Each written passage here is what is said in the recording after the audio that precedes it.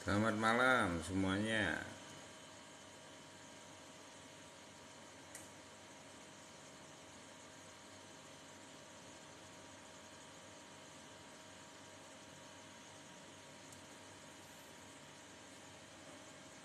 Ya, malam semuanya ya.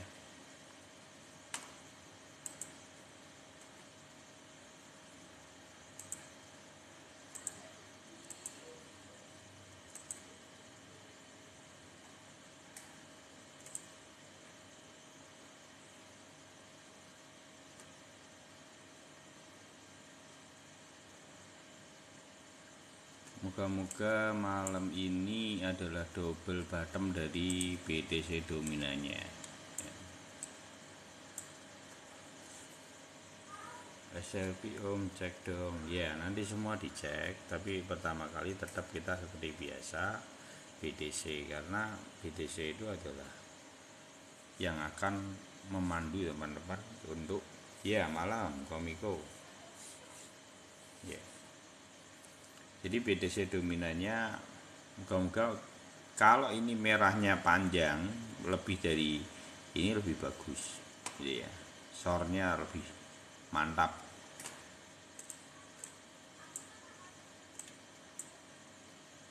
Ini tapi ya kecil ya, oke. Ya, area-areanya sama kan di sekitar ini BTC dominan. Memang tidak apa-apa, ini BTC dominannya juga udah double bottom. Udah double bottom dan BTC dominan. Jadi di sini bukan itu BTC dominan yang di short apa ya, BTC dominan. Salah kamar si Pak Tipuk. Di sini bukan futur, di sini spot. Salah room. Ya, malam. Bro Hadi. Ini ya teman-teman, market untuk saat ini seperti apa? Di time frame 4 jam juga galau ya. Tapi di time frame 1 hari yang bisa kita tetap bisa pantau. Jadi momentum untuk 1 hari ini menjadi, saya tadi mencari candle yang dengan pola lengkuan seperti ini, posisi di atasnya adalah MA25 yang dia sudah mulai nembus itu kapan aja. Itu saya tadi sempat saya lihat dan ini saya panahin semua ini. Nih, seperti ini. Ketika prosesnya seperti itu, dia bisa nembus dan minimal beberapa hari dia akan naik dulu. Jadi menembus dari area itu MA7 nya. Ini satu ya. Terus kita cari lagi apakah momentum seperti ini momentumnya seperti apa. Jadi kan kita harus membaca secara riwayat. Bentuk benang itu munculnya seperti itu, apakah dia bisa mampu ke atas MA25. Hampir rataan naik sampai MA25, MA7 nya. Ini juga ada, ini tidak tembus ya. Kalau yang tidak tembus, jadi kemarin kalau tidak tembus itu bisa jatuh. Jadi kalau mau jatuh dia tidak bisa nembus, ini baloknya, ini terjadi di sini. Itu ya. Kelihatan ya. Nih. Di sini nih. Ini kan? Ya kan? Ini tidak nembus dari benangnya. Itu satu. Terus yang nembus itu apa aja gitu.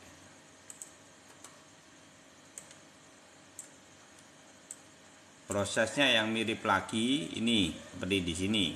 Ini dia bisa nembus kan, baloknya ada di atas MA25-nya dan dia sukses untuk naik. Ini juga sama, sukses untuk naik. Ini juga sama, sukses untuk naik. Jadi beberapa momentum kondisi kalau benangnya nyilang di sini dan dia bisa itu dan dia bisa mantul balik dan baloknya itu sudah nembus dari MA25, rata-rata sukses. Walaupun suksesnya bisa jadi sebentar, bisa jadi panjang. Dan nanti perlu dipantau nanti di area 31.000 apakah dia mampu untuk terus naik gitu. Jadi yang perlu dipantau. Tapi kalau market saat ini tidak usah takut. Menurut saya sideways area di 29 sampai 30.000. Kemungkinan kalau naik pun tidak banyak, maksimal di 31 gitu ya. Kalaupun sideways kemungkinan bisa jadi ringnya adalah 29.000 sampai 30.000. Itu sampai 2 Mei sangat mungkin, karena di depan itu masih ada rintangan yang perlu dihadapi adalah FOMC tanggal 1 dan tanggal 2 dan 3. Tapi itu juga bisa menjadi momentum yang bagus. Kalau melihat narasi yang dibangun itu adalah, kalau saya melihatnya gini, narasi yang dibangun itu bank terasakan collapse. Itu perlu teman-teman amati. Ketika bank-bank itu collapse, mereka itu narasinya adalah solusinya emas dan BTC atau kripto. Itu memang sengaja digulirkan, dan kenaikan yang ke depan itu tidak panjang. Itu perlu teman-teman hati-hati, karena kenaikan ke depan itu cuma memerlukan waktu 1 bulan. Dan kalau ini sampai orang kejebak ke dalam FOMO ini, bank itu collapse, solusinya adalah emas dan BTC, dalam waktu 1 bulan itu FOMO-nya akan sangat tinggi. Orang sudah masuk cukup dalam di situ, padahal itu harusnya di Juni awal atau Juni pertengahan itu harus keluar market seharusnya. Tapi orang masih terus, karena sudah FOMO, itu biasanya narasinya terus kasih berita bagus terus sampai di seperti harapannya itu muncul gitu. Wah, betul ini halving gitu loh. Itu nanti narasi itu akan muncul. Nanti perhatikan ya, sekitar Mei, antara Mei awal sampai akhir itu ya akan kenceng sekali berita good gitu. Untuk apa? Memfomo untuk market kripto. Setelah itu Juni malah perlu mendapat perhatian, nanti banyak berita-berita FAD bisa berbalik arah dengan cepat. Dan itu momentum di mana orang ditinggalin marketnya sama paus-paus. Itu ya. Itu yang perlu mendapat catatan penting. Karena kalau melihat riwayat dari 1 tahun sebelum halving itu adalah sampai Juni. Lah kenapa kok sampai Mei ini akhirnya? Karena dari halving itu ada pergeseran. Jadi lebih cepat 22 hari sampai 30 harian perkiraannya. Jadi halving setiap 4 tahun itu maju lebih cepat 22 hari sampai 30 hari. Makanya kenapa kok kita harus waspada di akhir Mei? Karena kenaikan pada 1 tahun sebelum halving masa lalu itu adalah setengah tahun aja. Ini saya ulangin terus. Dia sampai cuman di Juni 26. Kalau dikurangi 22 hari berarti sekitar kurang lebih 4 Juni terakhirnya. Jadi space-nya antara Mei akhir atau awal Juni itu kenaikan 1 tahun ini. Setelah itu dia akan ditumbangin. Nah ini yang terbentuk saat ini, narasi yang sedang dibangun tentang kripto itu teman-teman perhatikan terus itu. Kenapa bank-bank itu collapse?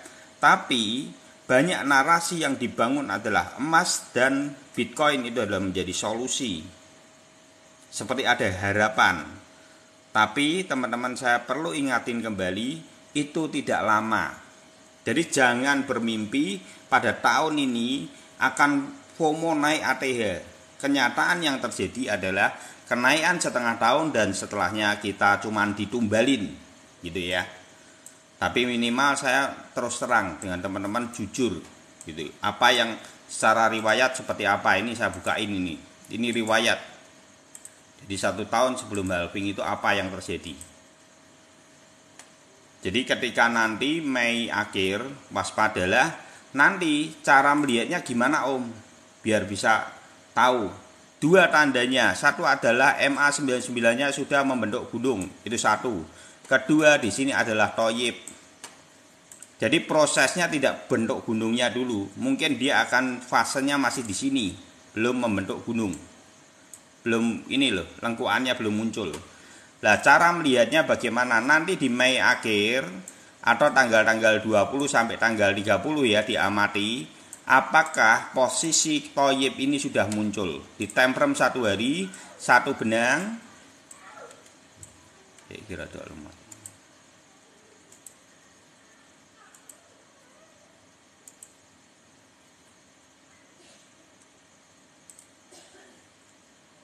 Jadi 1 benang, 2 benang, 3 benang, baloknya meloncat ini ya. Ini balok meloncat dari benangnya. Jadi ini candle toyib. Jadi maksimalnya di situ. Cari yang sudah lebar-lebar antar benangnya. Di situ saya akan keluar market 80%. Ini perkiraannya sekitar antara 48.000, 45 sampai 43 sampai 48.000. Tapi saya cuma mau beli ETF down ketika dia masuk di zona 48.000 dolar BTC. Itu baru saya akan beli tipe down 100 dolar, nanti 50.000 di BTC. Ketika BTC di 50.000 dolar, saya akan beli lagi ETF down. Kalau naik lagi sampai maksimalnya kemungkinan bisa ke FOMO sampai 52.000, sangat mungkin. Secara riwayat memang targetnya 51-an itu sekitaran. Kalau sampai terjadi seperti itu, saya beli lagi ETF down lagi. Saya pecah menjadi 3 bagian, 48.000 ketika di harga 48.000, 50.000 dan 52.000. Saya akan lepas market berapa? Lepas market saya adalah 80% di titik ini. Lah yang 20% di mana Om? 20%-nya saya akan menunggu momentum ketika nanti ini di sini nih teman-teman. Ini rada nge-lag komputer saya, tidak apa-apa ya. Tapi minimal intisarinya tahu. Di sini nih, ketika gunung ini belok, ini 20% saya akan saya lepasin. Tapi di sini saya akan beli ETF down. Dengan berapa? Dengan uang kecil. Ini yang namanya lempung balang gunung. Ya, gitu. Thank you Maria Regina. Gitu ya. Jadi perhatikan nanti di Mei akhir sama Juni awal itu menjadi catatan penting. Kalau untuk saat ini teman-teman, menurut saya ini posisinya sedang di sini, tinggal menunggu. Jadi ini sangat cepat ya teman-teman. Thank you Bang Don. Ini sangat cepat, karena juga space waktunya juga sudah tidak panjang. Dari April ke Mei ini sudah tidak panjang, momentumnya cuman berapa ini? 1 bulan ya, 1 bulan lagi ya. Ini sudah 28, 29. Nah 28 atau 29. Berarti kan beberapa hari ke depan sudah ganti bulan lagi. Sama juga sudah dekat sekali lah. Sabar aja. Kalau saya pesennya gini, ini market ini kan kenapa sih market kok kecenderungannya galau? Ya memang biar orang dibuat takut, goncang. Ini yang psikisnya tidak kuat, goncang. Makanya kalau yang di Telegram itu saya tadi sudah itu ya, info ya, semua yang di Telegram. Intinya time frame 4 jam ini juga diperhatikan. Ini time frame 4 jam ini ya, thank you. Apa itu? Gambar badut. Time frame 4 jam itu tadi juga moga-moga ini kuat ya untuk bertahan. Tapi kalau awal-awal merah gini enggak masalah. Gitu. Malah lebih baik awal-awal merah nanti mantul gitu. Daripada awal-awal hijau habis itu membalik gitu ya. Tunggu aja, pantau aja untuk ke depan. Coba kita lihat untuk time frame 1 harinya seperti apa. Tidak masalah. Sebenarnya tidak masalah ya. Kalau lihat dari momentum MA7-nya, ini hampir rataan yang kita panain ini semua, itu sukses.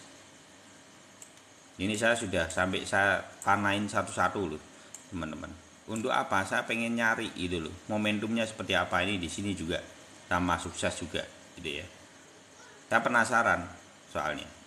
Nah, itu rasa penasaran saya tuh tinggi, makanya saya belajar ini sangat time frame 1 jam.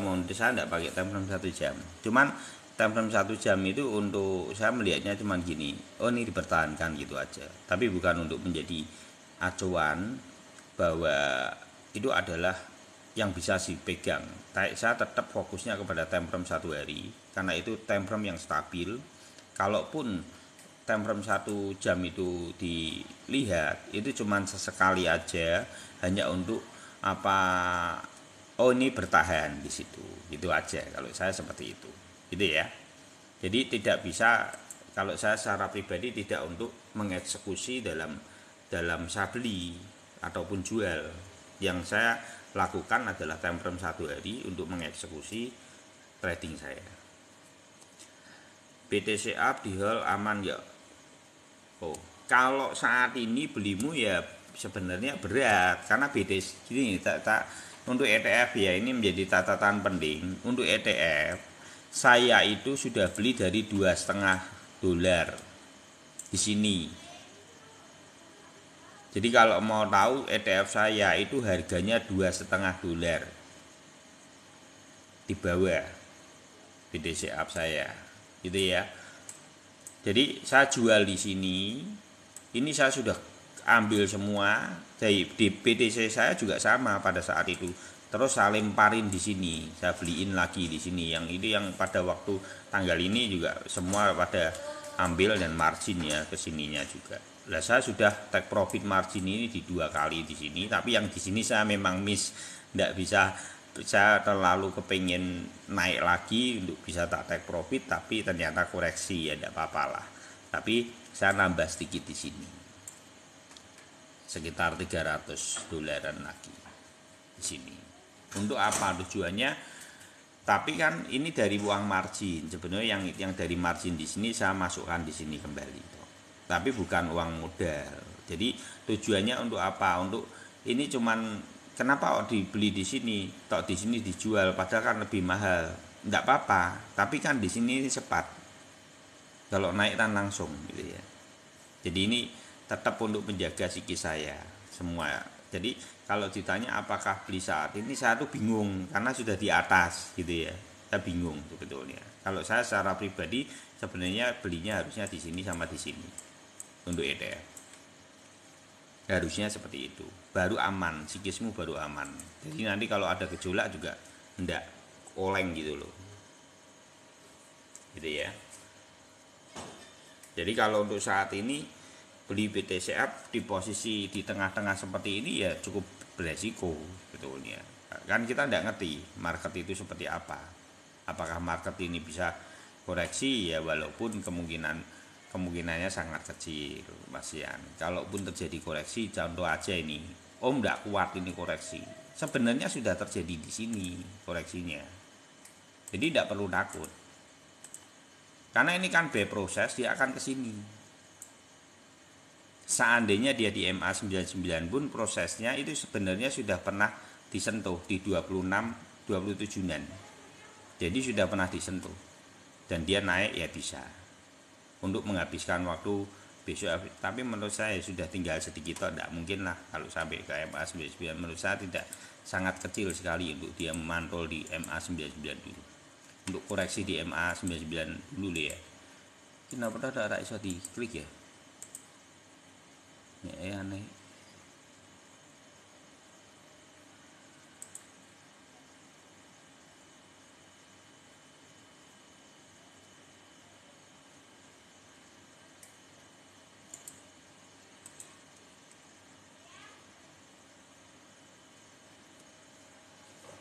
Menurut saya untuk dia mantul di MA99 sangat harusnya tidak, karena lihat di momentumnya itu tidak banyak, waktunya sudah tidak banyak, harusnya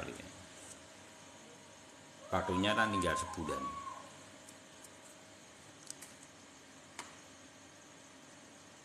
Ya ini paling C2 aja, kemungkinan bisa jadi C2 di 29 sampai 30 itu menghabiskan sampai tanggal 2 Mei. Siapa yang join dari Coin Edu ya, selamat ya. Om, aku mau tanya soal gap yang belum kejemput, kalau nggak salah di 9 sampai 11 ribu, apakah ada kemungkinan nanti bakal keisi? Enggak. Secara riwayat tidak. Kapten Harris, makasih. Secara riwayat tidak, karena riwayatnya tidak ada Kalau 9.000 sampai 11.000, apalagi habis ini kemungkinannya tidak. Kalaupun dibawa nanti, kita akan dibawa ke 19.000 lagi. Ya, nanti ada. Momentumnya kapan? Sekitar Februari 2024. Nanti dibawa ke 19.000 lagi. Setelah naik 48.000. Harusnya gitu secara momentum. Kenapa ya? Kenapa dengan komputerku?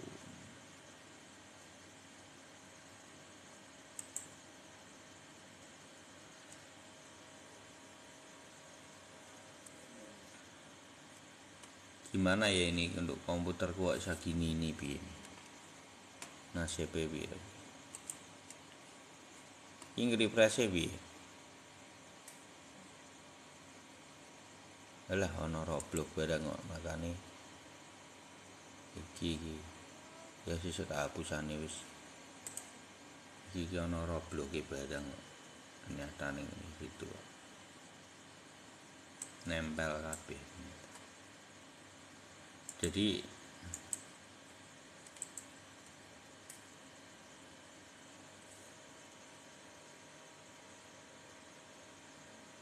ya sekitar di 20.000-an bakal jebol. Ya kurang lebih. Thank you Bang Calvin.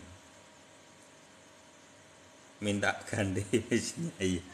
Lagi padahal nyari mungkin ndak ini bisa jadi juga ndak pernah tak bersihin, kotor juga bisa kan. Jadi speednya. Soalnya tak buka dulu buat mining juga. Om kira-kira BTC bakal turun sampai berapa Om? Yo yang MPV di follow-follow ya teman-teman. Kalau saya melihat saat ini BTC itu cuman sideways, areanya adalah 29.000 sampai 30.000 kemungkinan. Kalau saya melihat dari kondisi saat ini, kenapa market itu seperti jenuh beli dan jenuh jual. Yang terbaca adalah futur yang disikat kanan kiri anak bandar. Jadi itu di situ sebenarnya orang lebih banyak wait and see. Saat ini lebih banyak orang memantau, ada ketakutan di dalam market menyikapi dari FOMC pada tanggal 2 sampai 3 Mei. Lah, mungkin kalau sudah ada beritanya cukup baik, umpamanya kan mendekati itu biasanya sudah ada info-info, umpamanya 25 BPS itu dianggap realistis atau dianggap tidak membahayakan untuk sektor, dan ada perhitungannya semua gitu. Tergantung narasi yang dibangun seperti apa. Kalau saat ini dibacanya narasinya yang dibangun itu adalah bank itu seolah-olah akan kolab perbankan, tapi hero-nya sedang dibangun narasinya adalah emas dan Bitcoin gitu loh. Ya, karena wait and see. Om, kenapa 2-3 minggu ini volume daily-nya kecil sekali? Memang karena orang itu cenderung masih takut, ada ketakutan di dalam market. Nanti FOMC tanggal 2 itu begitu. Karena ini kan kalau teman-teman perhatikan, narasi yang dibangun itu tetap fokusnya kepada emas yang menjadi pahlawannya untuk kondisi perekonomian saat ini. Emas dan BTC. Lihat aja narasi yang dibangun itu. Tujuannya untuk apa? Jangan salah, dibalik itu ada tujuan untuk FOMO. Saya mau ingetin, tujuan dibalik itu adalah by design untuk FOMO. Sampai kapan? Sampai Juni. Nanti Juni lihatlah, akan ada banyak berita yang menghantam itu. Tujuannya untuk apa? Tujuannya untuk para retail sampai pada target yang diharapkan. Antara area 48.000 sampai 51.000. Nanti setelah itu ditinggalin gitu. Jadi ya.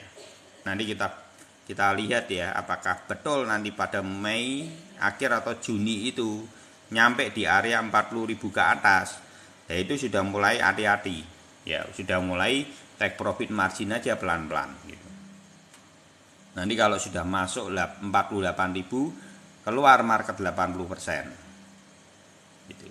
Baru yang 20 sisain, paling tinggal sisa-sisa kerak-kerak tok paling gitu ya. Om, kripto AI gimana Om?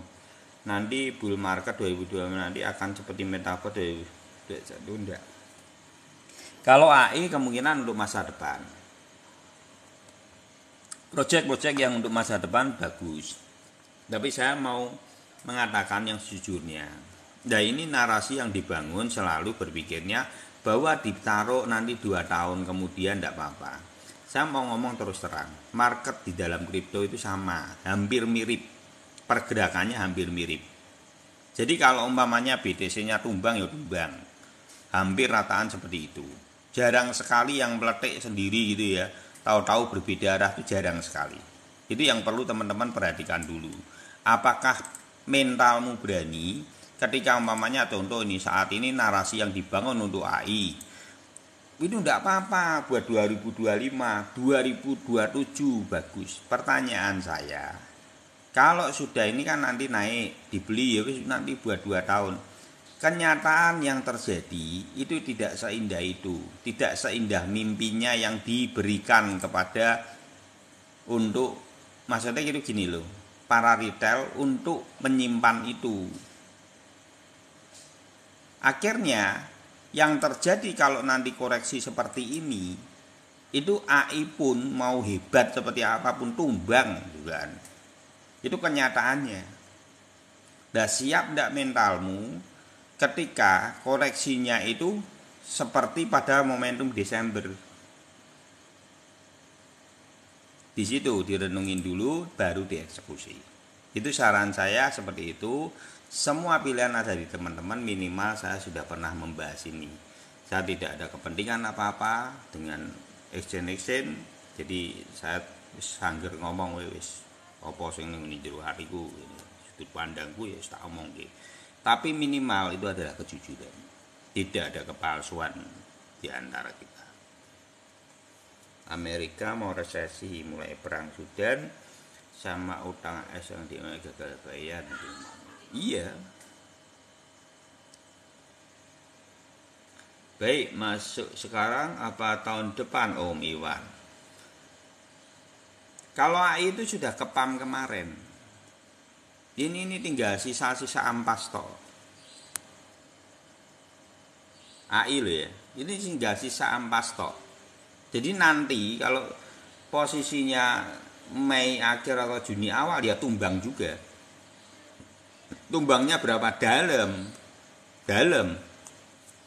Ya tumbangnya seperti ini. Ini dari Desember. Karena AI kan sudah naik dari Desember sama dengan ini. Lah posisi dia mamanya di sini kan sebulan tok. Jadi kalaupun ada bisa naik itu paling sebulan sampai Mei akhir atau awal Juni. Habis itu dibantai. Kalau secara riwayat seperti itu. Kenyataannya seperti itu dan saya terus terangin ini ya, minimal teman-teman Om, apa ini 100%? Ya enggak ada yang 100%. 100% itu adalah milik Tuhan. 100% itu miliknya Tuhan. Ya, tapi kan kita bisa belajar. Yang namanya riwayat itu adalah pengalaman sama dengan kehidupan. Apa yang kita baca dalam kehidupan? Ya riwayat. Ya sebuah, kalau kita biasanya ngomong pengalaman, yaitu riwayat. Yang bisa membuat kita pintar dan cerdas itu adalah pengalaman yang sebelumnya. Jadi riwayat itu penting, teman-teman.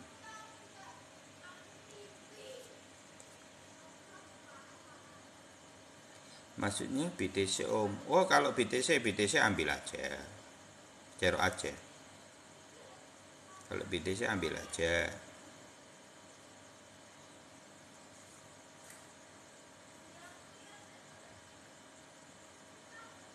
BTC ambil aja, tapi nanti ini enggak lama ya teman-teman, perlu hati-hati ya, sebulan loh. Menurut feelingku ini akhir Mei atau Juni enggak terlalu banyak. Bisa 2-3 Juni tak sudah mulai koreksi, mulai muncul. Ya kita pantau aja lah Juni awal nanti. Subuh atau minggu depan kayaknya naik Om, karena ini volume daily BTC. Ya tergantung dari bocoran dari FOMC. Kalau FOMC-nya sudah ada bocoran, karena ini memang yang dibuat hero-nya kembali lagi hero-nya itu akan pahlawannya untuk saat ini di tengah kegoncangan market, di tengah kondisi bank yang tidak baik-baik saja, di tengah Amerika tidak baik-baik saja. Momentum ini, narasi ini dibangun untuk membangun FOMO di dalam market, yaitu terutama di emas maupun di BTC atau di kripto. Tujuannya untuk apa? Tujuannya untuk sampai titik di mana dia harapkan FOMO itu terjadi untuk retail. Space-nya kapan? Kalau secara riwayat itu adalah targetnya kan memang sampai Juni, tapi Juni kalau secara riwayat kan Juni 2026 Juni. Tapi karena posisi halving itu bergeser 22 hari, kita harus menghitung itu juga lebih cepat. Jadi sekitar Juni awal itu akan mulai proses tumbangnya. Nanti Juni awal itu nanti teman-teman akan banyak itu narasi yang akan dibangun sebaliknya dari ini kan saat ini yang jadi hero emas sama Bitcoin. Nanti jangan kaget kalau Juni itu berubah arah. Om, apakah betul koleksi Juli nanti bisa sampai 30%? Lebih bisa. Lebih. Jadi kalau 50 dia sampai 18.500, sekitar 19.000. Sampai jadi dari Juni nanti sampai Februari itu perkiraan saya nanti ujungnya di Juni itu berapa dulu. Kalau 50.000 dia turun sekitar 19.000 sampai Februari 2024. Halo Om ya, SRP Om. Jadi penurunan 6 bulan. Iya, 6 bulan. Ini 6 bulan. Ini Juni. Ini Desember. 6 bulan kan? Dia naik sebentar, tumbang lagi. Ini sebelum halving. Jadi kalau teman-teman mau tahu, itu setelah Juni, itu cuman kamu dikasih space kenaikan dari Desember yang masa lalu, itu sama sini cuma 20%. Jadi kalau kemarin kita dikasih harga di Desember itu 15.500, tambahin aja 20% di atasnya itu. Ketemunya adalah 18.500. 18.500 itu adalah support yang pernah terbentuk di sini. Nih. Support yang pernah terbentuk di sini. Mana ya? Bukan, salah. Di 2023 ini ya. Support yang pernah terbentuk di November 2022. Ini. Nih, support ini yang nanti akan menjadi tambatan 18.000 malahan. 18.000 atau di ring 18.800 nih. Ini ada dua ini di sini. Di situ. Nanti ke depannya di Februari itu momentumnya akan seperti apa? Ini saya gariskan ya kurang lebih ya. Ini tak dari sini ya. Jadi ini kita lebih baik menuntaskan aja BTC karena market ini akan terbaca dari sini. Riwayat kurang lebih ya.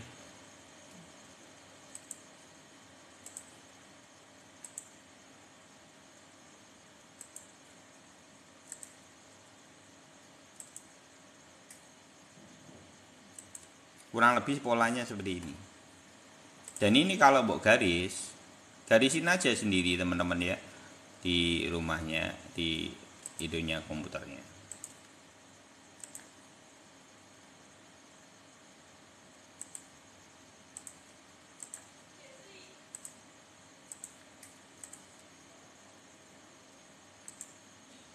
Gitu. Itu polanya. Kurang lebih skema yang akan terjadi kalau kita meruntut kepada posisi di sini, sama kan? Nih, nih, ini pola 2019. Ya, semoga terjadi, gitu ya. Bottomnya Juni, kemungkinan Mei, jadi gini, mungkin Mei sekitar 25 sampai 26 gitu ya, itu sudah tinggi.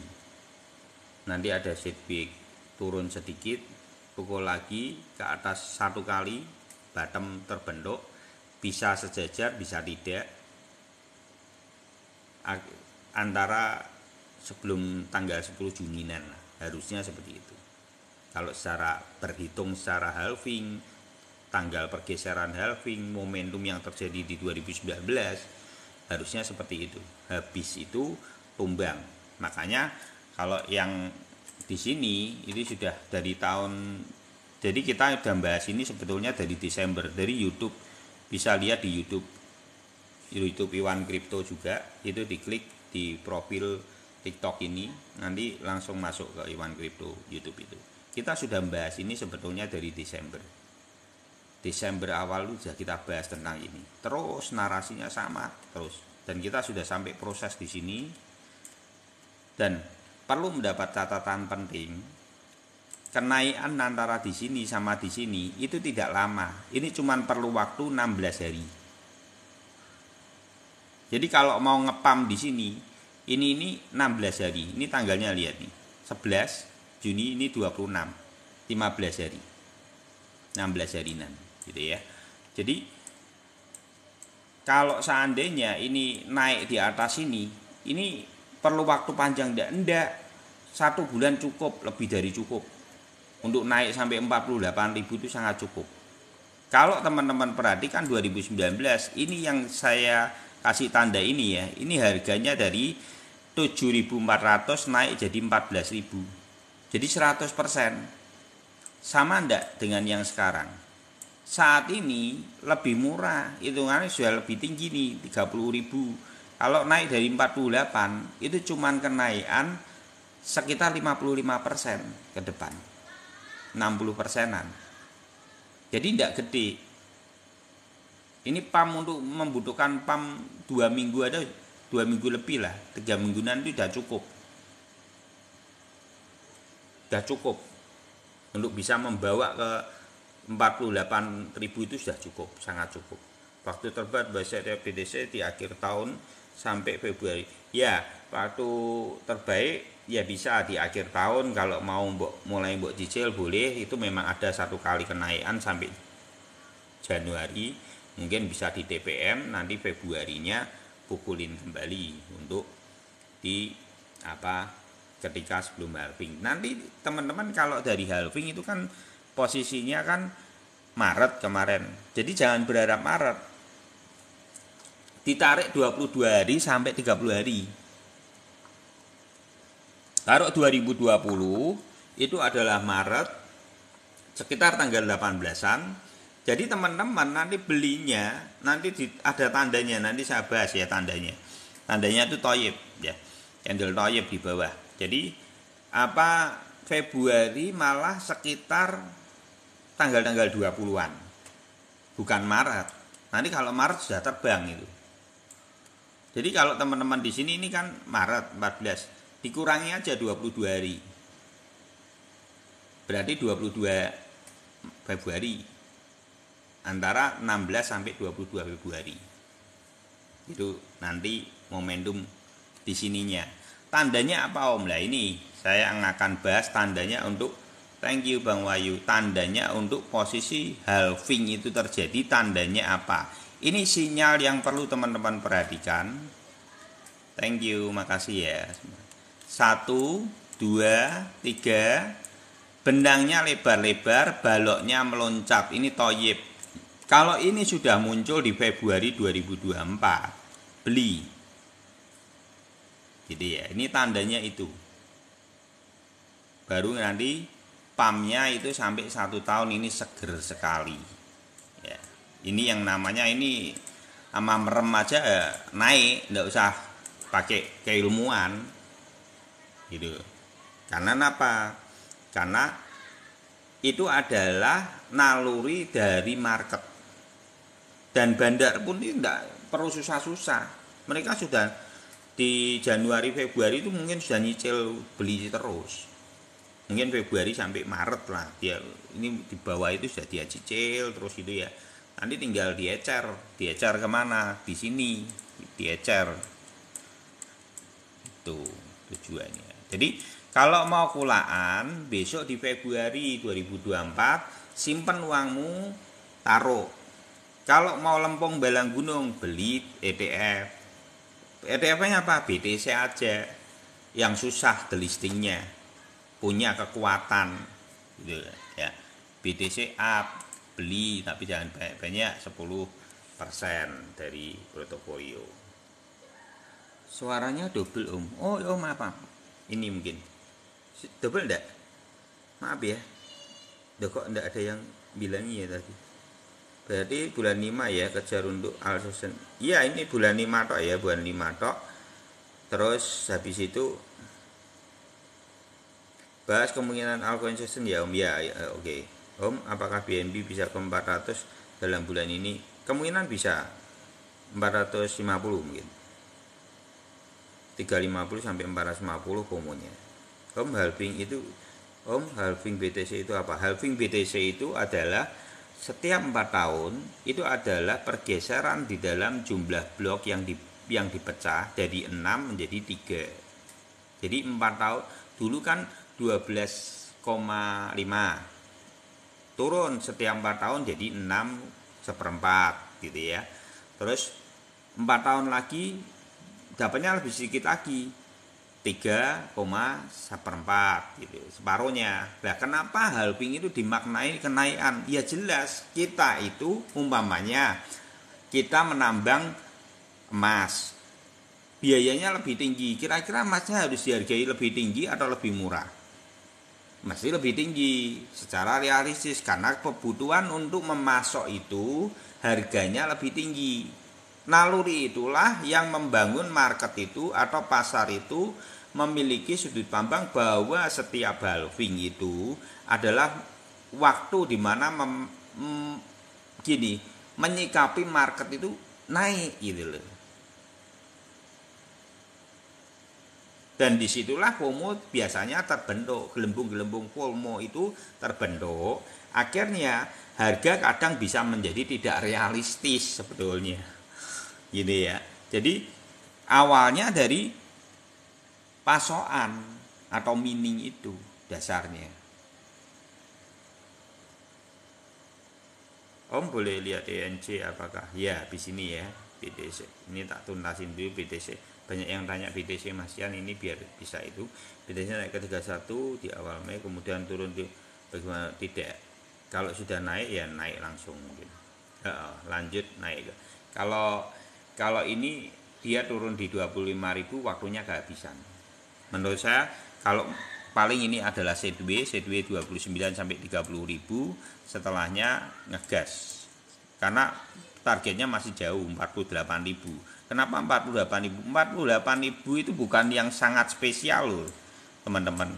Dasarnya apa Om? Nih, saya bukain dasarnya. Jadi ini lebih baik saya tuntasin aja dulu ya di BTC ya, biar minimal teman-teman itu mindsetnya itu kebangun dulu. Jadi apa dasarnya? BTC itu 48.000 itu tidak terlalu hebat sekali. Buat saya 48.000 itu udah hebat. Karena secara riwayat itu adalah di atas setengah dari ATH. Jadi momentum 1 tahun pada saat halving yang lalu itu malah di atasnya setengah dari ATH. Padahal 48.000 itu adalah setengah dari ATH ini. Kalau teman-teman perhatikan.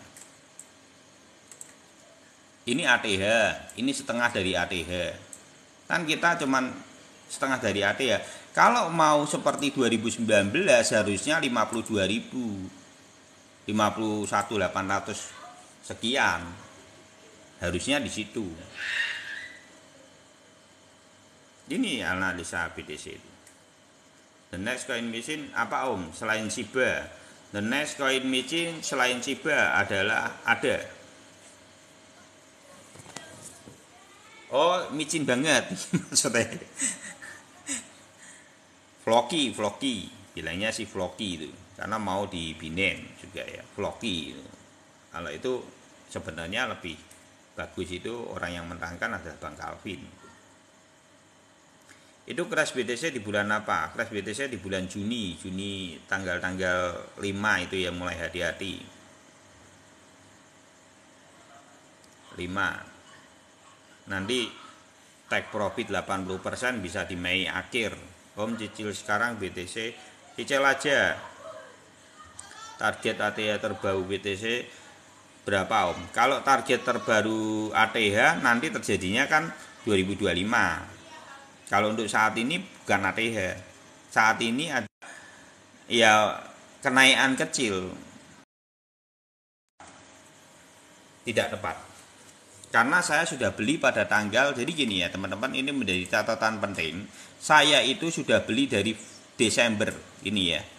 Jadi ini buat teman-teman biar nanti tidak salah mengerti, Om saya beli kok nyangkut gitu ya. Saya itu beli dari 15.850 teman-teman.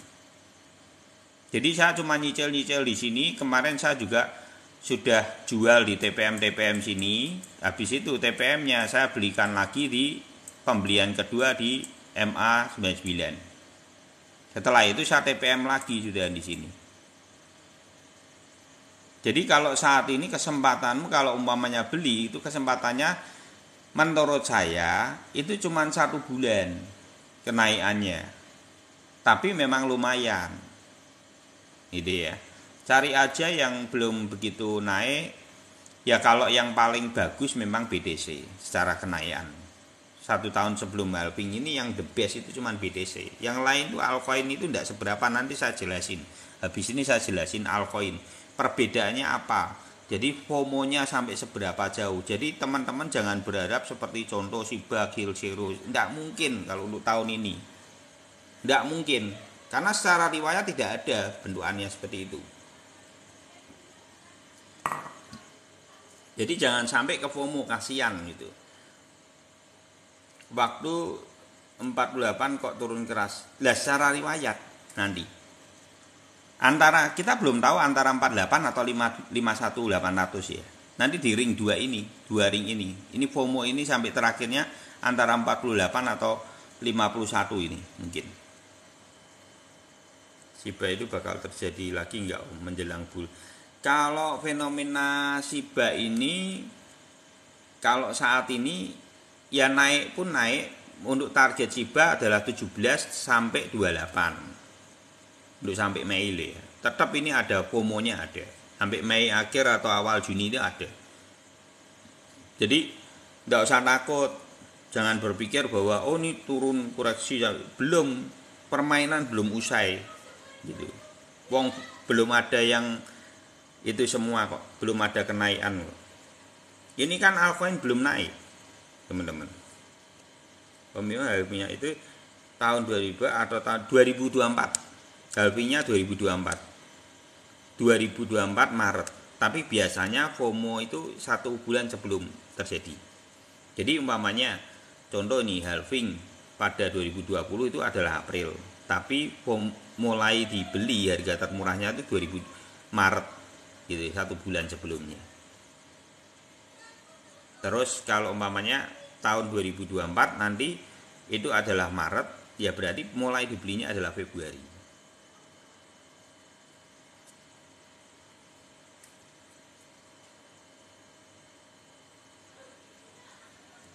Koin Cina siap-siap minggu depan hijau royo-royo.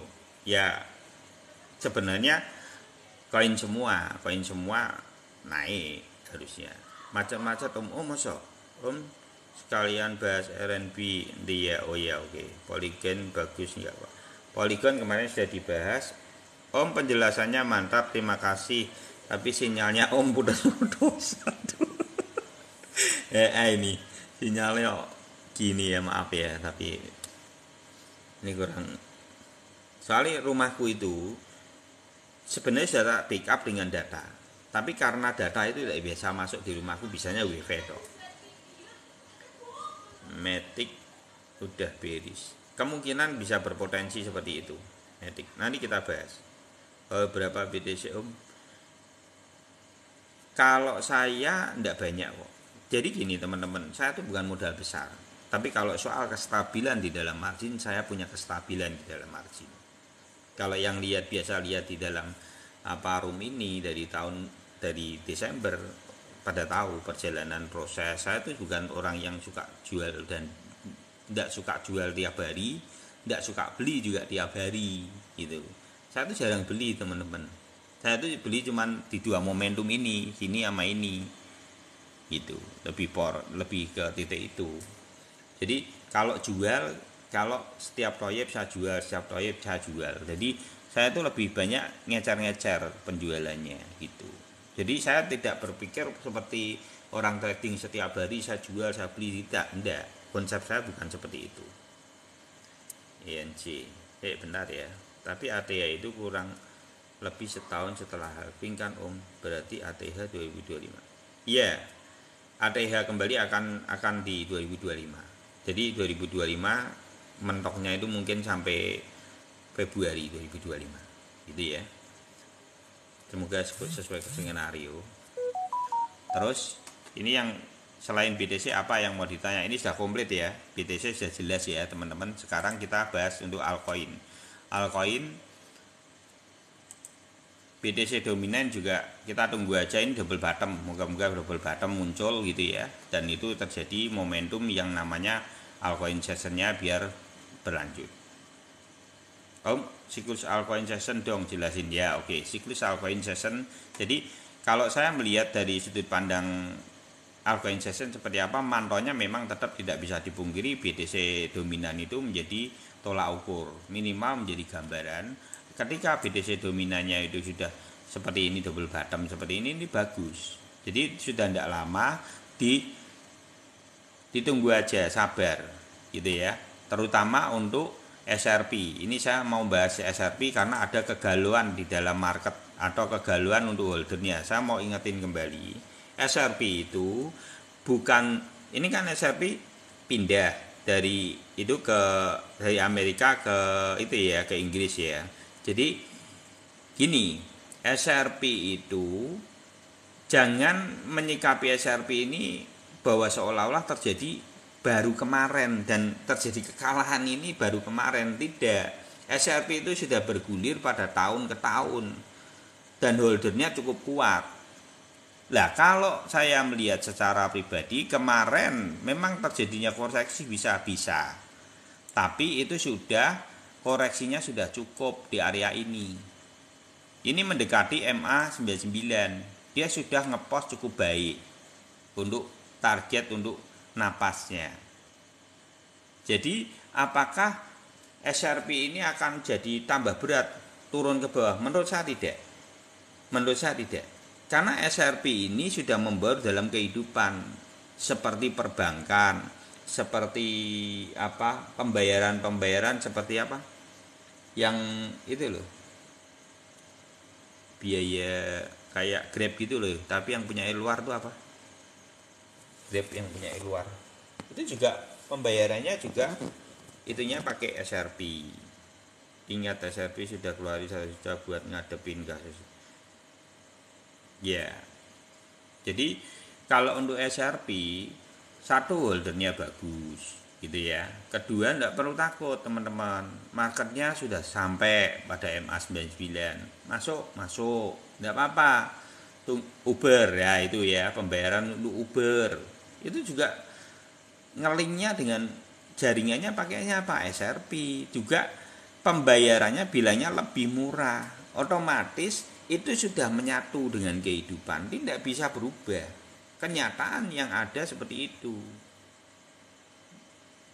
gitu loh. Malah menurut saya ketika itu dipindah, berarti kan ada kepastian secara hukum. Kenapa holder itu kabur? Karena tidak ada kepastian. Belum tentu di Inggris itu menjadi buruk gitu ya. Untuk holder SRP sudah sabar, tenang aja, tunggu momentum ya. Ini sudah koreksi yang kemarin ketika sidang itu, koreksi di sini sudah bagus, sudah cukup oke lah. Itu juga kalau ditarik garis ke sini, ini kan apa, resist ya, itu adalah support tepat flag ya. Jadi yang kemarin dapat di area ini selamat gitu ya, itu harga terbaik saat ini, caranya gitu ya, intinya bagus lah ya gitu. Untuk SRP ini saya bukan ngamen, tapi ini sudut pandang saya secara menyikapi kondisi SRP seperti saat ini seperti apa gitu ya. Bisa teman-teman kaji sendiri. Terus untuk ada ini sama dengan BTC, kondisinya Jadi kalau dia ngeposisi ini belum tentu merah kok. Menurut saya besok pagi ini hijau. Karena apa? Posisinya ini ya moga-moga aja ya. Ini hijau tapi ini belum naik masuk sih. Harusnya ini kalau sudah masuk ini sudah enak seperti BTC ini ya. Seperti BTC ini kan sudah masuk nih gini. Ini enak. Kalau sudah masuk dulu gini, bleng gitu ya. Dia tembus gitu ya. Itu potensinya untuk naik itu tinggi. Jadi kalau untuk ada menurut saya juga ini prospek, nggak usah takut. Lihatin Mina juga Om, ya oke. Di sini ya. Jadi untuk ada tadi kalau yang di Telegram memang saya mesti ada kegalauan di tadi sore. Makanya tadi di Telegram apa sudah diinfo semua ya. Makanya kalau teman-teman yang belum di Telegram gabung aja, semua gratis, tidak ada yang berbayar. Kita saling berbagi ilmu, gitu ya, saling berbagi info juga. Itu adalah persaudaraan di CBD, Candle Bang Toyib di Telegram. Gitu. Jadi karena di sini ditahan di time frame 1 jamnya. Jadi kita yang di Telegram itu tadi ya juga sudah tidak galau. Nah, tenanglah, santai aja, gitu ya. Ada geng, santai aja. Mina, oke Mina.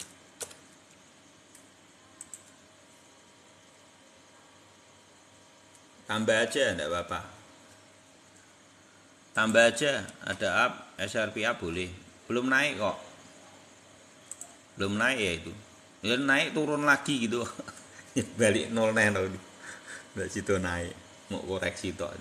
Tapi kalau SRP enggak sampai itu ya. Itu ya Om. Nah, ini khusus untuk itu ya, saya mau memberi catatan penting. Tapi ini belum tentu terjadi. Ya. Belum tentu terjadi, tapi minimal ini bisa menjadi satu hanya sudut pandang aja lah gitu ya. Saya tidak memutuskan untuk teman-teman harus seperti itu. Tapi kalau saya melihat ETH ini bisa menjadi SRP kedua itu. Ya. Karena satu sudah tinggi, POS-nya juga sering diutak-utik. Banyak orang yang tidak optimis terhadap POS. Gorengannya ke situ cukup tinggi, nah itu menjadi perhatian khusus. Kalau saya secara pribadi untuk ETH dengan kondisi kasusnya SRP, ini saya lebih cenderung tidak masuk. Ini sudut pandang saya. Belum tentu teman-teman tidak harus sama dengan saya, tapi minimal saya sudah jujur kepada teman-teman. Apa yang saya lihat secara market, yaitu yang saya utarakan gitu ya. Untuk ETH hati-hati, tetap hati-hati, walaupun mungkin akan ada momentum ya, mungkin tidak langsung terjadi saat ini ya. Kalau umpamanya ETH naiknya sampai berapa, ada momentum ETH sampai 2500. Nah pertanyaannya, kalau masalahnya itu diudik-udik seperti SRP kan kacau, berpotensi tidak berpotensi, Coinbase saja disikat. Kan tidak ada yang pernah tahu, aturan dibuat sendiri sakarep-karepe gitu ya. Ini untuk Mina IB, waduh, Mina ini produk apa ya? Ya ini produk-produk, saya takutnya gini ya, ini kan sudah ada kenaikan di awal, ini sudah ada kenaikan di awal, sudah ada tinggi. Saya takutnya ini bukan kenaikan lagi ke sini, tapi ini sudah belok. Ini yang perlu diperhatikan. Saya tidak tahu apakah proyeknya seperti apa, jadi saya cuma melihat dari jadi kondisinya gini. Kalau dia bisa ngelawan arah, ini momentumnya sampai di sini aja. Ini mentok. Karena ini di sini sudah momentum. Kalau mau lihat ini ya, ini 04. Di sini ini sudah 200%, ini sudah momentum di awal. Ini yang seringkali di room ini dibahas gini. Ini adalah ilmu marketing sebetulnya. Ketika produk-produk yang tidak populer itu biasanya di promo. Itu sebelum yang populer itu atau yang pertahanannya bagus itu naik. Itu biasanya memiliki ceritanya itu gini loh, pesona gitu loh. Biar apa? Biar kita sangkut. Tujuannya itu marketing. Karena ini ilmu dagang, teman-teman.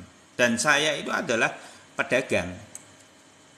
Jadi mindset saya sebenarnya sangat dekat dengan ilmu investasi. Ya sangat dekat. Karena dunia yang saya geluti adalah dunia tradisional market. Dan trading itu adalah ilmu dagang, teman-teman. Tinggal orang kalau gini, tidak mungkin toh produk yang baru itu bersaing fat dengan produk yang sudah lama. Tidak mungkin. Caranya gimana? Mencari celah. Gitu loh. Lah jangan teman-teman kena masuk di celahnya. Gitu ya. Itu ilmunya, ilmu dasarnya itu. Jadi beresiko, jangan masuk ya. Pamit dulu Om, terima kasih penjelasannya. Oke, semoga bermanfaat. Gitu ya. Tadi ada yang tanya INJ ya. Loh ini jam 12 ya. Waduh, kok cepet men ya. Ya, bentar lagi itu ya saya soalnya besok itu harus kerja juga. Minimal teman-teman sudah tahu gambarannya lah. Tidak usah takut. Paling setwi aja 29.000 sampai 30.000 sampai tanggal 2-an. Nanti Mei sudah mulai naik. Om, yang dimaksud bela itu garis MA berapa? MA 99. Kalau MA 99-nya tadi sudah loh ya dijelasin Mina. Sudah loh. Lah kowe ngondi? Lu mau ketake wis tak jelasin. Sudah belum dah, Mina? Lu barusan dijelasin lho ya. Waduh. Jelasnya wis ngalor ngidul.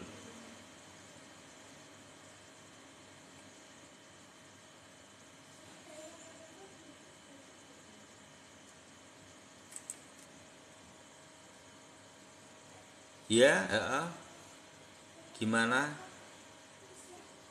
Bel Habibi.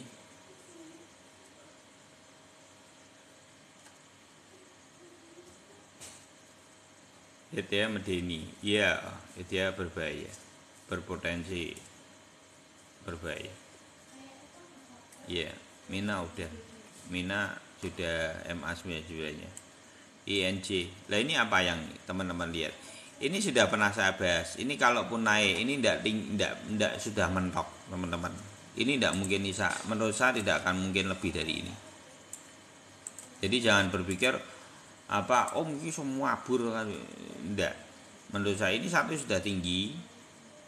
Yang teman-teman perlu perhatikan, ini gunung sudah muncul, itu satu. Ini tinggal menunggu prosesnya aja belok. Ini tinggal tumbangnya aja. Nanti prosesnya gini, nanti lihat ya, prosesnya benar itu. Gitu ya. YNC. Seperti itu YNC.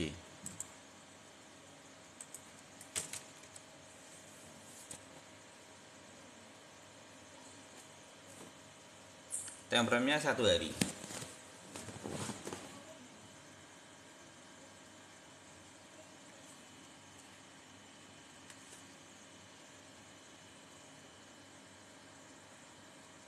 ETH medeni ya bisa jadi, tapi kan itu cuman intermezzo aja. Kemungkinan ada potensi kalau minimal teman-teman itu bisa hati-hati untuk ETH karena satu kan sudah tinggi.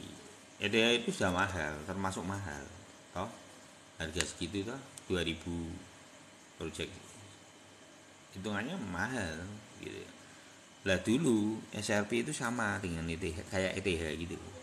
Kalau teman-teman lihat riwayatnya SRP itu, ya sehebat itu SRP pada masanya. Tapi begitu digencet dengan SSC, tumbang. Baca Om, apa itu?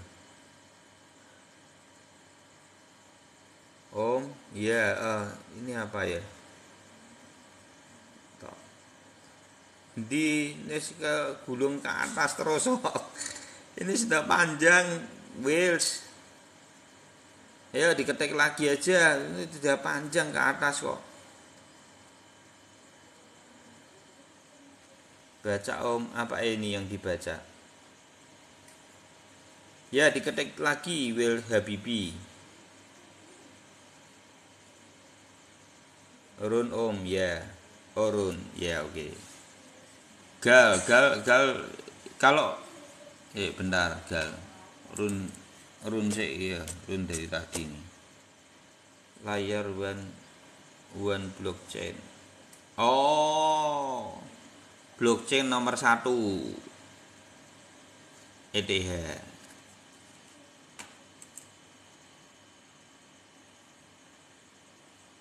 Iya, gini. Kenapa kok ETH itu ya? Jadi gini, saya mau meluruskan dulu. Ini cuma sudut pandang intermezzo aja, bukan bisa. Kalau saya secara pribadi melihatnya gini, ada potensi untuk kita tidak bicara soal proyeknya bagus atau tidak. Kalau ETH bagus itu tidak perlu dilakukan. SRP pun bagus tidak perlu dilakukan. Setuju ya semua ya? Permasalahannya bukan di proyek.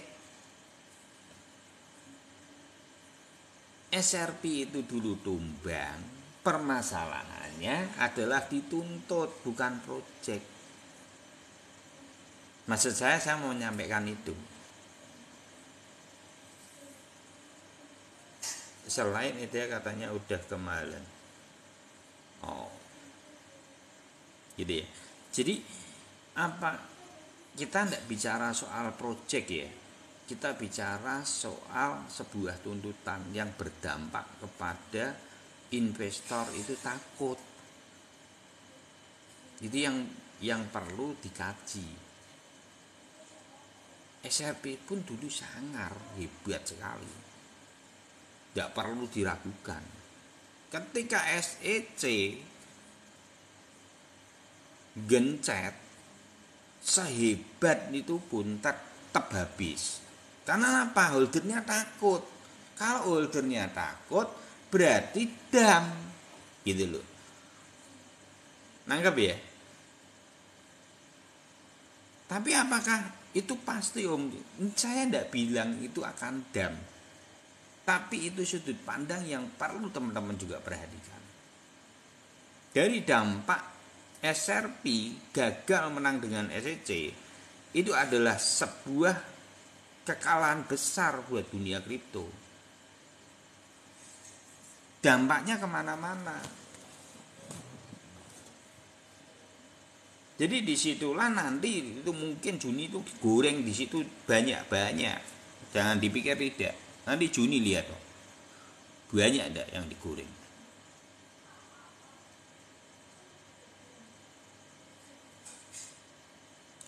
Kalau Aptos Om bagaimana, apakah the next ETH dan BNB? Aptos enggak lah. Belum lah. Kalau the next itu ya belum lah.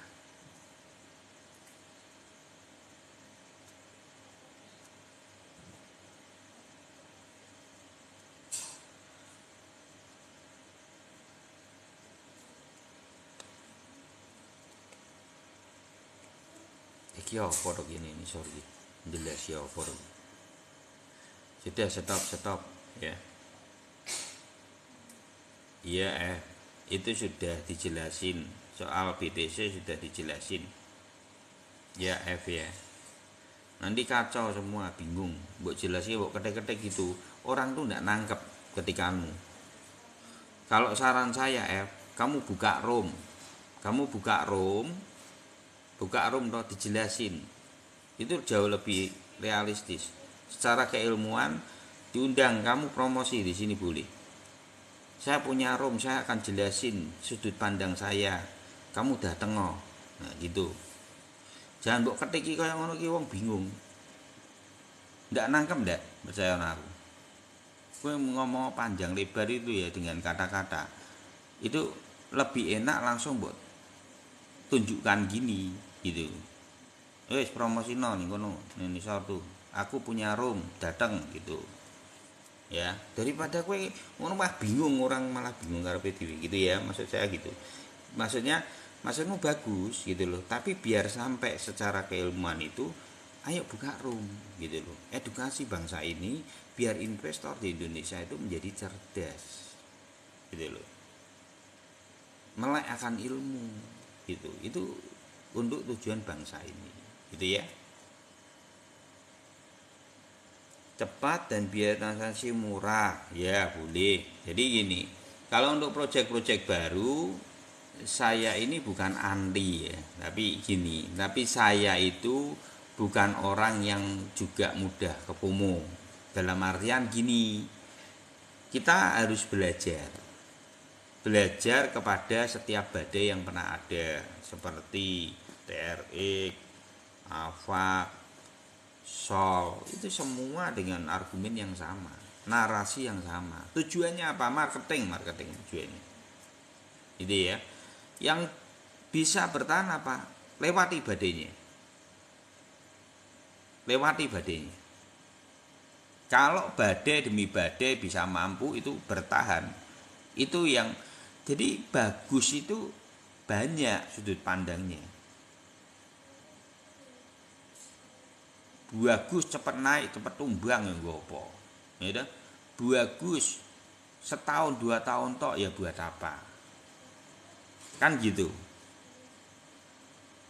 Menurut saya kalau untuk project ya kita tidak bisa bilang sebelah mata. Untuk ETH sudah tidak perlu dilakukan, SRP tidak perlu dilakukan, Cardano juga tidak perlu dilakukan.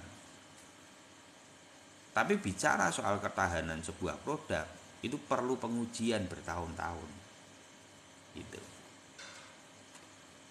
Gitu ya.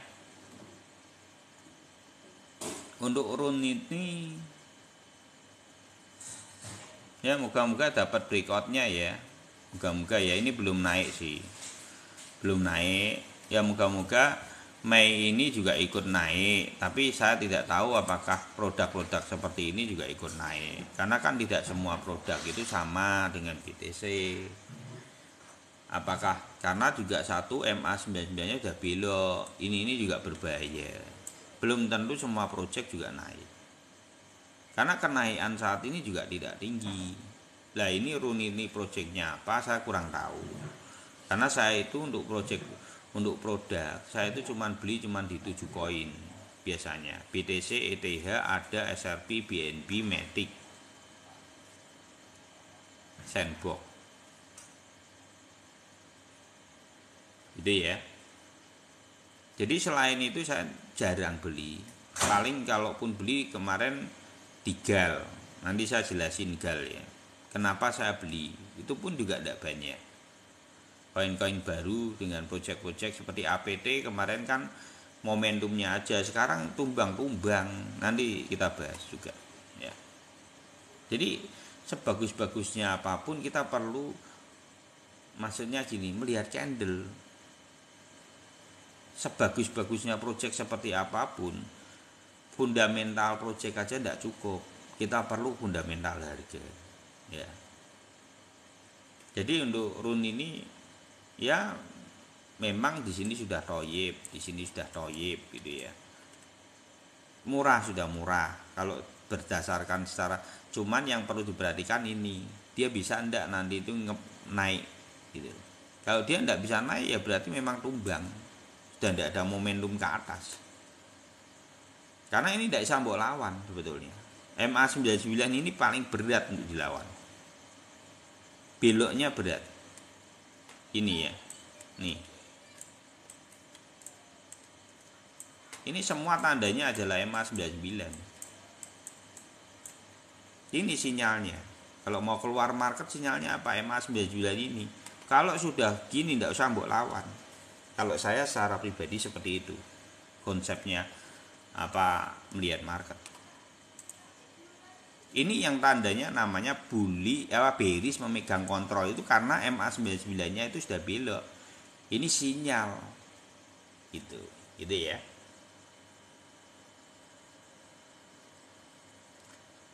buka room, buka table ya.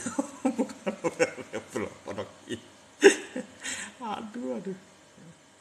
Cocok di koleksi apa Om, soalnya 30-an di Aptos. Loh, ini kemarin sudah pada keluar di Aptos. Sudah margin banyak kita karena murah. Terus Aptos itu harusnya sudah keluar. Ya, habis ini dibahas ini dulu lagi. Harusnya keluar ya beli BTC, seharusnya BTC lah. Gitu ya. Saya ini ana sing itu ya. Yuk, Aptos. Bentar ya, kita itu fokusin di Aptos dulu aja. Itu ada yang tanya itu. Ya. Saya tuh gini ya, untuk APT sebetulnya. Nah, ini buat teman-teman kalau ditanyai kenapa saya kalau ditanyai seperti ARB tadi ya, nanti jawabannya ada di penjelasan Aptos ini. Jadi kenapa ARB itu saya tidak mau beli? Dari awal teman-teman tanya ARB beli enggak?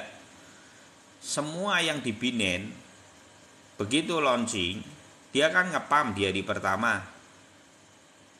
Hari pertama ngepam di harga tertingginya itu, teman-teman kalau sudah terlambat, kalau belinya sebelum Binance launching ya margin. Tapi kalau sudah di Binance, teman-teman mau kejar-kejar ya dasarnya menurut saya itu adalah minus dulu 94%. Dasarnya itu. Lu kok gitu Om, ekstrim? Ya iya, aku mau beli kalau sudah minus 94%. Ini dasar saya membeli. Dan ini sudah sering dibahas di room ini. Ini ya. Ini $100. Dia Apton itu Aptos ya. Aptos ini pernah turun 96,5%. Tinggal $3.5 nih.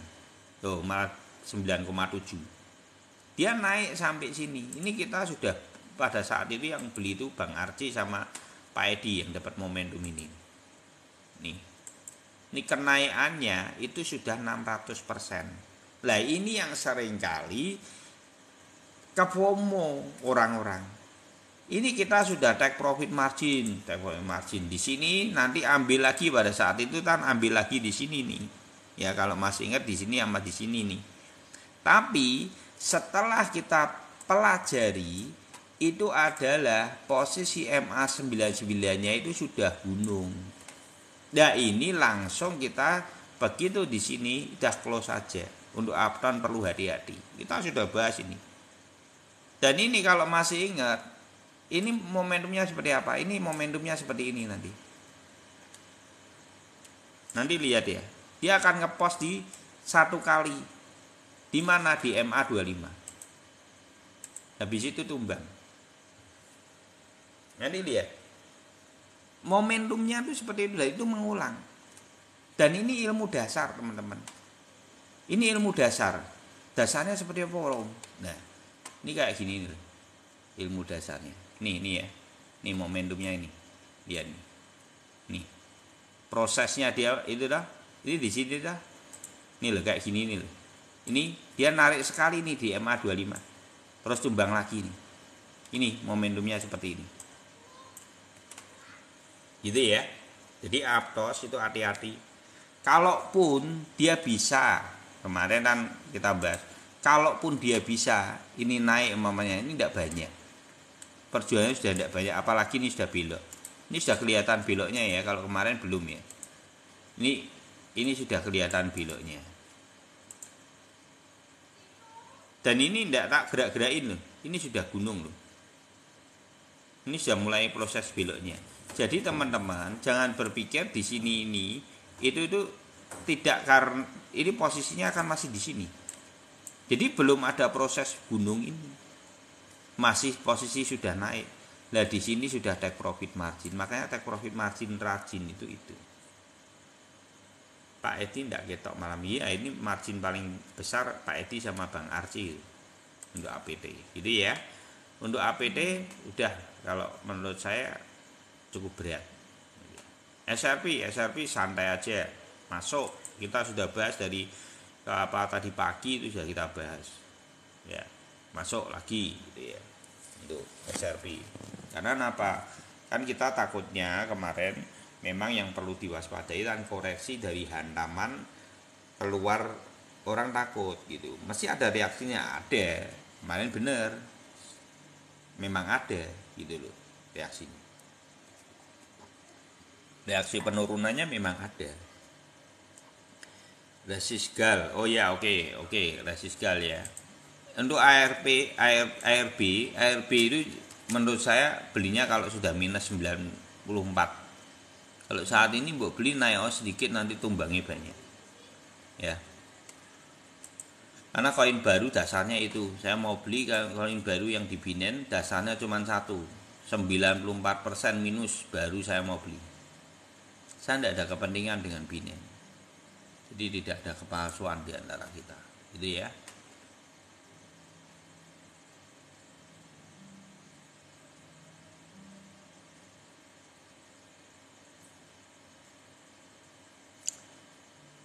Kalau saya secara pribadi kalau untuk ARB ya saya menunggu aja sampai dia tumbang 94%. Karena koin-koin baru gitu masih tumbangnya.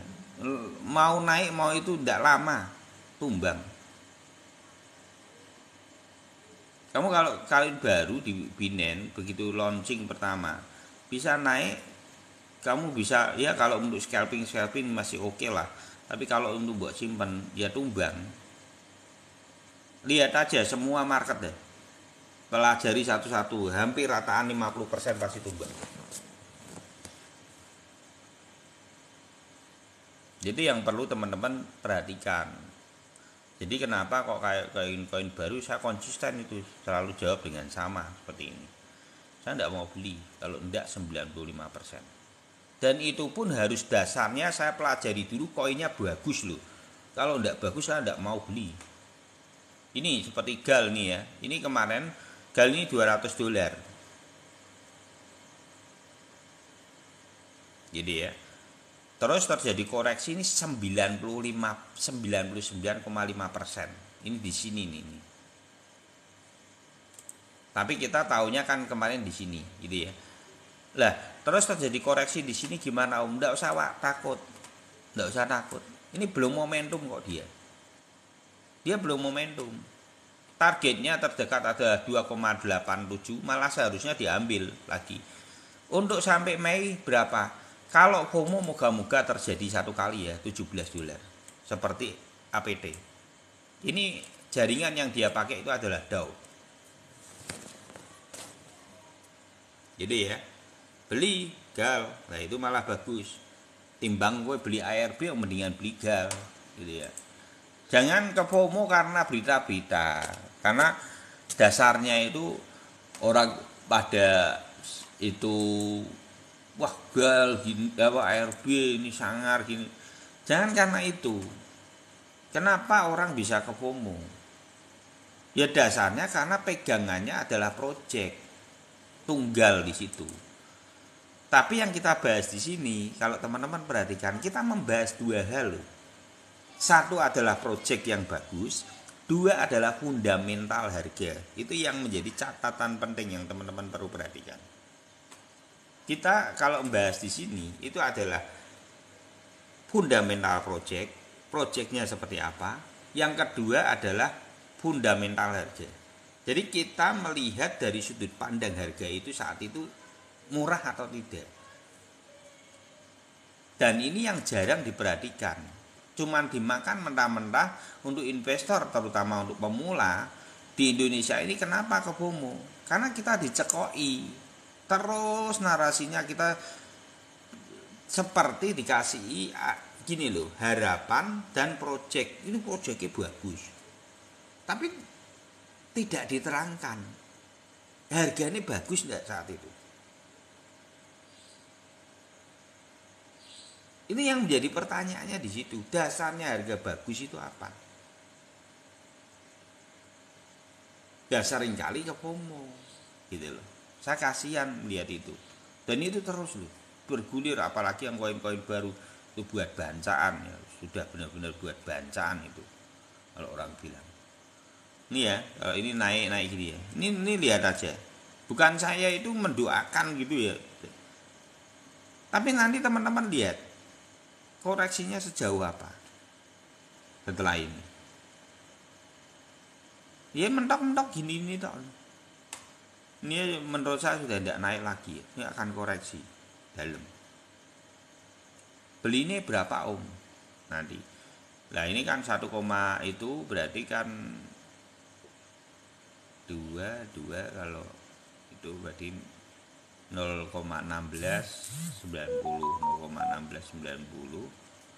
berarti 0,1 ya 0,1 ya 0,1 serok ya gitu ya, sadis loh iya sadis gitu ya, tapi minimal saya jujur sama teman-teman. Lu ndak sampai Om, ya ndak beli aku. Ndak sampai aku ndak beli. Kalau ndak sampai aku ndak beli. Udah tak biarin aja. Kan ndak mau ke promo. Ini ya, untuk ARB. Udah malam ya. Jam 1. Udah ya, gitu ya. Oke, tidak usah takut teman-teman. Untuk BTC saya ulangin kembali, BTC sideways-nya itu adalah saat ini mungkin sampai Mei arahnya akan kemana. Sideways areanya adalah 29.000 sampai 30. Mungkin kalaupun naik tidak lebih dari 31 gitu ya. Nah terus nanti baru ketika FOMC itu prosesnya jelas, momentumnya buat kripto itu bagus, itu akan FOMO. Menurut saya akan jadi aktornya untuk pahlawan itu dalam kondisi carut-marutnya Amerika dan dunia. Itu adalah pahlawannya adalah emas dan kripto atau BTC. Dengan seperti itu akhirnya akan menggeret semua koin kripto.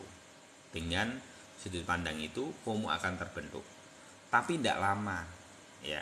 Ingat-ingat akhir Mei sampai awal Juni itu hati-hati. Awal Juni sudah mulai waspada. Terima kasih Bang Calvin, terima kasih. Ini gambarnya badut coba ya. Elit Global, Bang Ton ya, untuk Bang Miko, Bang Rio, Dwi, Doni, Yusya, Rizal, TikTok, Pramata, Sterbis, Hendi, Hadi, Gandhi, Taufik, Berlina, dan siapa lagi, sebanyaklah komen ya. Terima kasih semuanya, tidak bisa saya sebutkan satu-satu ya, semoga bermanfaat ya. Indonesia suka ilmu, tetap dear, take profit selalu, sehat selalu. God bless you all. Oh, Elit Global ya, oke.